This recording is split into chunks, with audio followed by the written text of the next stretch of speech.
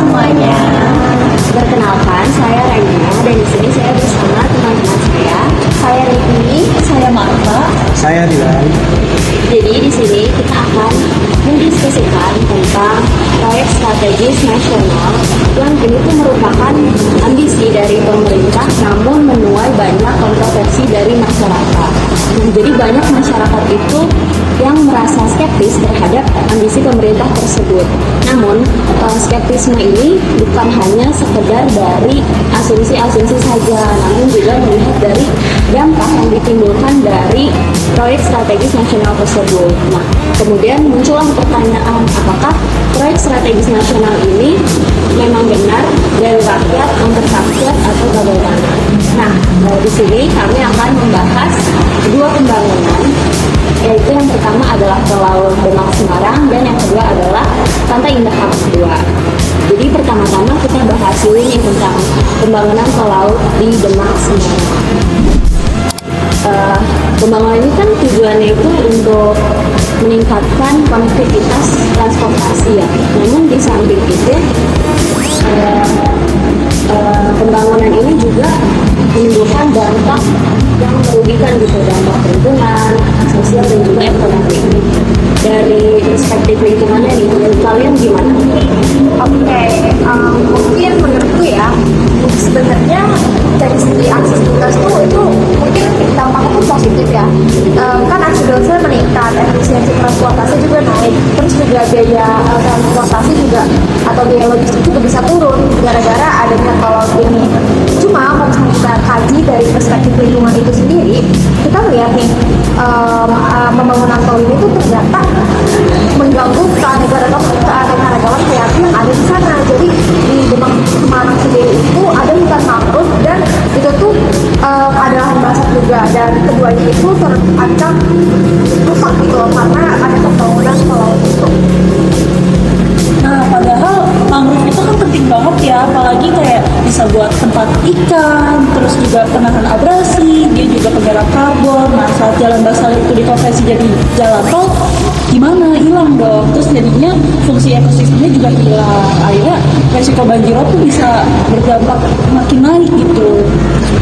Apalagi pembangunan jalan tol ini kan gak cuma bangun jalannya aja kan, masih butuh akses ke jalan tolnya, ada area dan pembangunan lainnya lah. Nah, pembangunan ini tuh akan menggerus lahan pertanian maupun tambak-tambak dari warga sekitar. Kalau nggak ada AMDAL yang transparan tuh, ya kayaknya mungkin akan semakin rusak gitu kan. Sih. Setuju banget sih yang mangrove, karena mangrove itu sepenting itu. Iya kan? Apalagi prosesnya itu buat dia, proses penanamannya, tumbuhan itu supaya dia bisa berfungsi dengan maksimal itu makan waktu yang lama gitu. Betul banget. Pemerintah seenaknya aja gitu menggusur hutan mangrove ini demi pembangunan yang tujuannya itu tidak memikirkan aspek lain. Betul ya. Ternyata kalau dari segi lingkungan tuh lumayan parah juga ya. Terkait pembangunan ini juga gimana aspek perizinannya gitu, dan apakah masyarakat itu dilibatkan dalam proses pembangunannya. Oke, mungkin ya kalau dari kasus-kasus yang aku baca nih, ternyata proses perizinan tuh kadang tuh nggak melibatkan masyarakat gitu loh. Jadi kayak masyarakat tuh cuma dilihat sebagai subjek pembangunan, subjek kebijakan tanpa kayak diikutsertakan secara lebih lanjut gitu. Nah, mungkin terkait AMDAL juga ya, aku lihatnya tuh kadang cuma jadi formalitas belaka aja. Mungkin emang ada sih kebijakan-kebijakan yang memang benar-benar dikaji gitu proses AMDAL-nya kan, karena melibatkan akademisi juga kan, apalagi akademisi mungkin lebih kritis terhadap itu. Tapi balik lagi keputusan akhir kan ada di pemerintah ya. Nah, terkait AMDAL ini kadang pemerintah tuh langsung nerobos aja gitu loh, walaupun ada hal-hal yang itu tuh udah dibilangin gitu sama pihak-pihak terkait seperti akademis itu kayak nggak boleh nih bangun di sini, tapi ya gitu deh, pemerintah kan kadang lanjut aja pembangunan itu tanpa mikirin proses yang lebih lanjut.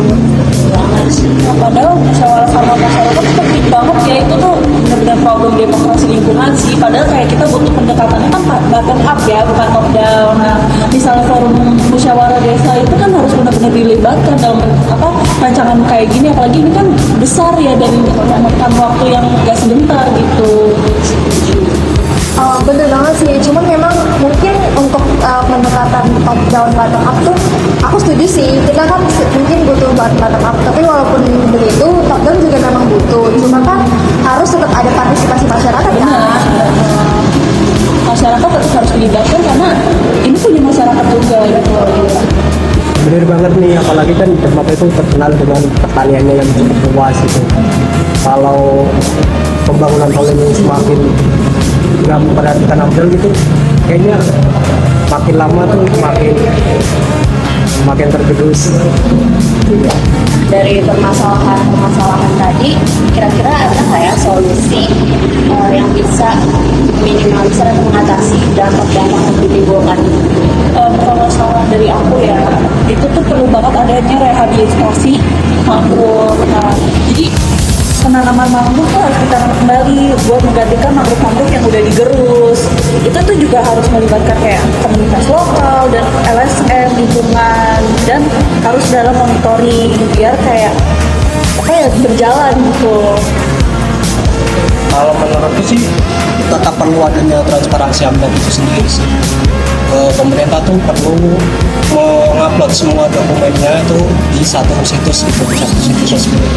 Pemerintah ini juga kayaknya perlu buat forum diskusi gitu ya, buat feedback gitu, anak muda gitu, masyarakat umum, agar mereka bisa menyuarakan lebih lanjut. Oke, bener banget sih, aku setuju sama kalian. Tapi mungkin aku izin nambahin ya. Jadi mungkin kalau dari menurut aku, jalur tol area tol itu mungkin lebih dioptimalkan. Jadi nggak lewatin hutan mangrove tuh, jadi kayak di atasnya gitu loh. Mungkin kayak jalur kayak semacam jembatan gitu kali ya di atasnya itu. Jadi biar nggak langsung mengenai area hutan mangrove itu sendiri. Kalau menurut aku tuh sih. Halo semuanya, kembali lagi bersama kami. Jadi di sini kami akan melanjutkan pembahasan ke segmen kedua, yaitu tentang pembangunan Pantai Indah Kapuk 2. Jadi PIK 2 ini kan merupakan proyek reklamasi yang skalanya itu besar di kawasan pesisir Jakarta dan juga Tangerang. Namun di balik kawasan elit itu, ini tuh menuai banyak kritik, terutama tentang kerusakan ekosistem. Nah, menurut kalian gimana? Oke, kalau menurut aku sih ya, kita kan ngomongin terkait kerusakan ekosistem nih ya. Kalau misalkan kita ngelihat PIK 2 ini udah kelihatan banget ya sih permasalahannya itu apa.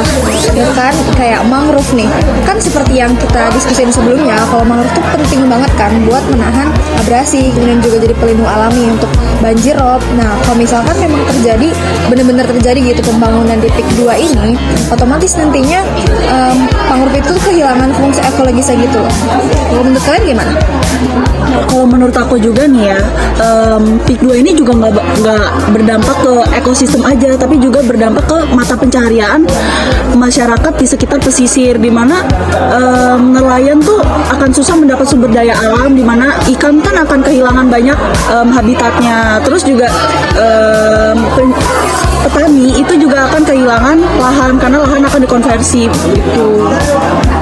Bener banget sih, apalagi kalau dari artikel-artikel yang aku baca tuh katanya PIK 2 ini tuh melanggar RT/RW gitu, apalagi kan PIK 2 ini dibangun di atas lahan yang harusnya dilindungi gitu.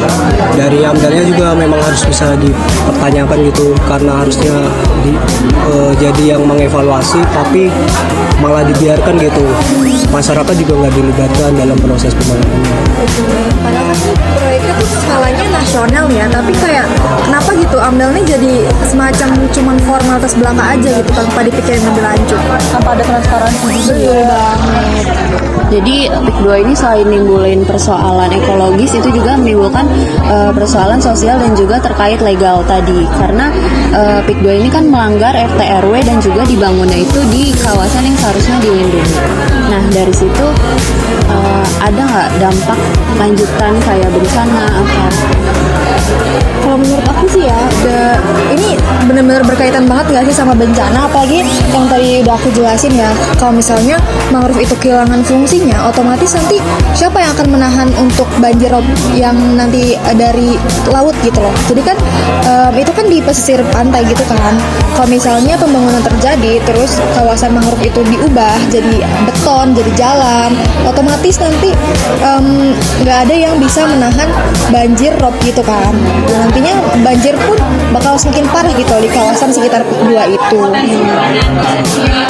Pastinya juga polusi itu bakal jadi isu ya, karena nanti kayak kan ada aktivitas pengerukan, terus juga nanti akan ada kendaraan proyek ya lalu lalang, dan itu tuh akan menyebabkan debu dan polusi udara, di mana itu tuh pasti nggak akan nggak sehat banget buat kesehatan masyarakat di sekitar, apalagi untuk anak-anak dan lansia gitu.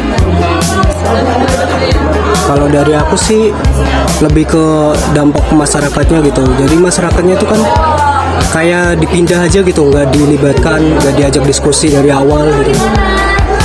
Ya jadi gimana mau berkelanjutan gitu pembangunannya. Kita juga kalau jadi masyarakat sekitar, kalau nggak dilibatin ya aku juga nggak akan suka gitu kan. Nggak setuju banget. Kita dirampas gitu aja.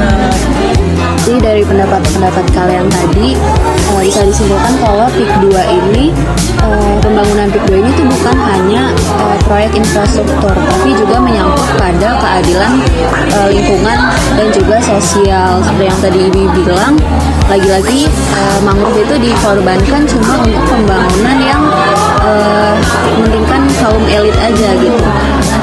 Kita nih sebagai mahasiswa, apa sih yang bisa dilakuin?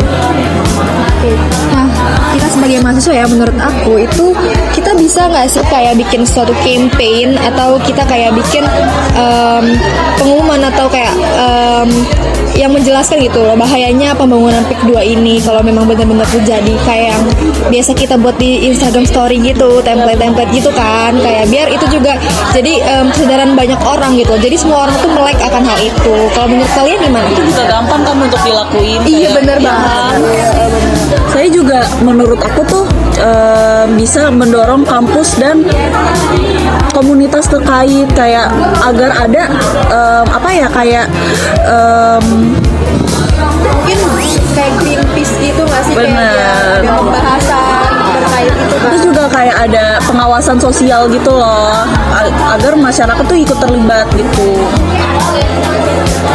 Kalau aku sih setuju sama Aribi tadi ya. Jadi kita tuh sebagai generasi muda tuh emang harus lebih kritis gitu sama pembangunan selanjutnya gitu. Apalagi kan pembangunan yang dulu tuh emang narasinya bagus gitu di awal, tapi akhirnya juga merusak lingkungan gitu. Ya kita memang harus lebih menyuarakan gitu ke depannya. Benar. Benar banget, aku setuju sama pendapat kalian semua. Tapi untungnya PIK 2 ini kan udah dicabut ya di presiden yang sekarang ini, karena emang dampak yang ditimbulkan tuh sebanyak itu dan merugikan masyarakat setempat. Nah, dari DPR juga udah menyampaikan penolakan yang keras gitu terhadap pembangunan PIK 2 ini. Nah, mungkin ini bisa jadi pembelajaran atau evaluasi bagi pemerintah supaya nextnya ketika menetapkan PSN itu lebih bisa meninjau dan juga condong kepada masyarakat, bukan cuma pada kepentingan kaum elit aja. Sebagai penutup, jadi intinya infrastruktur itu boleh berjalan, tapi harus seimbang dengan kelestarian lingkungan dan juga keterlibatan dari publik.